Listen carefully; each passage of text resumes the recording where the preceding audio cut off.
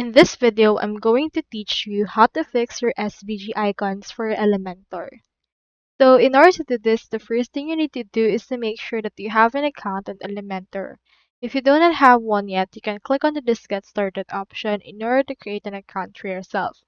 Head over and click on Login if you already created one. Now, on the other page, we can actually go to WordPress.com since we will use WordPress in order to host our Elementor. Make sure to click onto this Get Started option in order to create an account, but if you have one already, just head over and click on Login right here.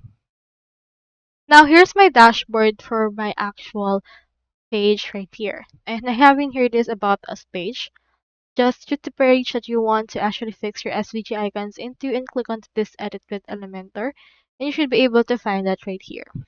So to ensure that your SVG is displayed correctly and allow for color changes within Elementor, you may need to adjust the SVG code and or the Elementor settings. So to do this, the actual problem lies with SVGs appearing correctly initially, but disappear after a refresh or in the editor.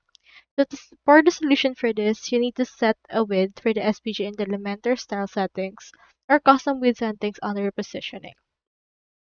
So under the positioning, for example, this is your SVG. You can click on this, click on style right here, and then from in there, you can see the width.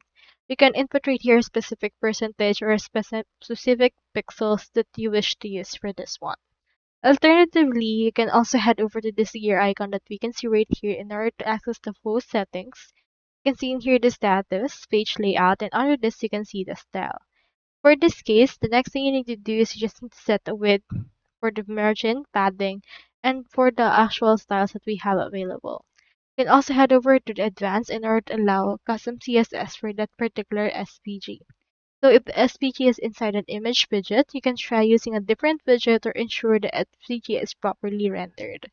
So that's all there is today, and I hope this video helped you out.